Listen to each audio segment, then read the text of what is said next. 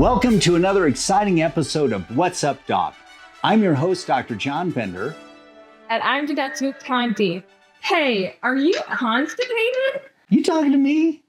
Well, constipation, it's not something everyone wants to talk about, but having regular poos, if you will, is really important. And unfortunately, it's one of the most common side effects of compounded semaglutide. So we get asked about this a lot, don't we? Yeah, we do. Yeah, so occasionally people get diarrhea and some people don't have bowel problems, but the vast majority of our patients are going to have some slowing of the transit time of their gut. And I emphasize for people, it's not really hard stool as far as constipation goes.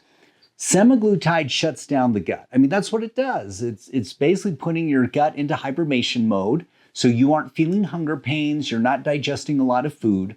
But that also means that everything is slowed down. So if your stomach normally empties in 30 to 90 minutes, it might be 2, 3, or even 4 hours.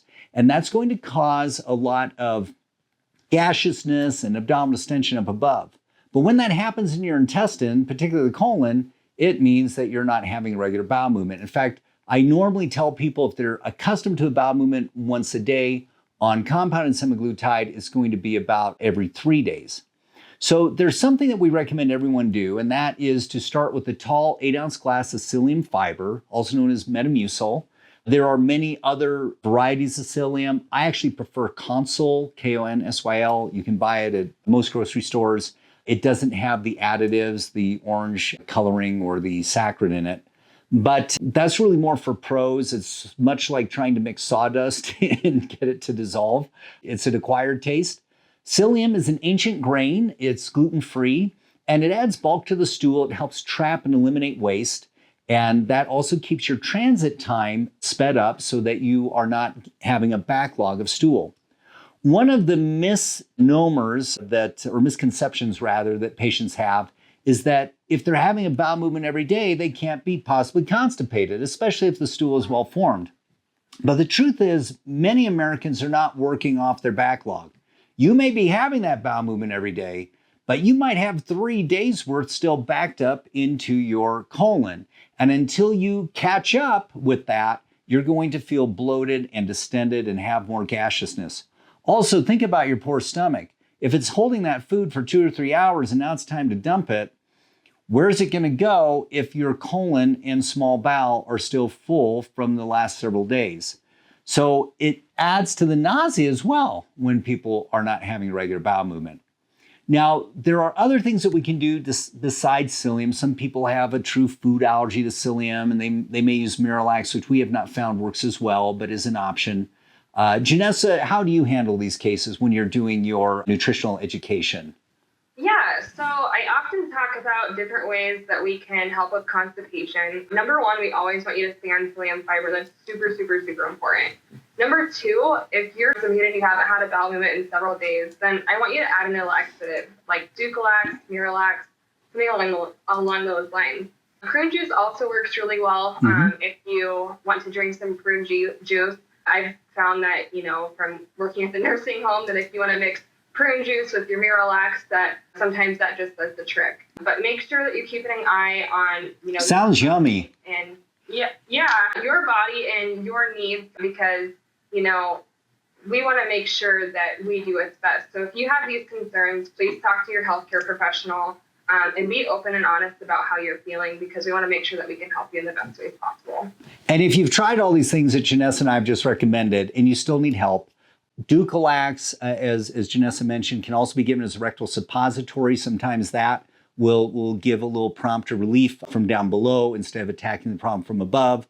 Colace is over the counter, 100 milligram. You can take that twice daily. It draws water into the gut, helps with elimination.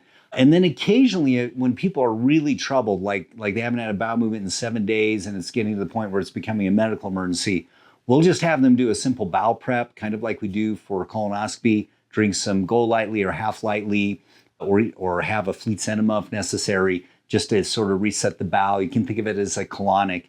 One of the reasons I like speeding the transit time of the gut is you literally have less time to absorb calories. So it does help in your weight loss efforts as well.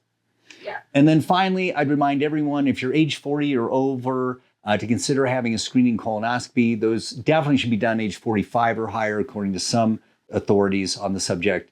The worst part's the prep, medicine you drink the night before. The procedure itself is done the next day. We offer them here at Miramont. They're performed under sedation, so you do have to have someone drive you home. 7 out of 10 times the test is normal. 3 out of 10 times we will find polyps. Typically those can be snared through the scope, even if they're up to the size of like a grape.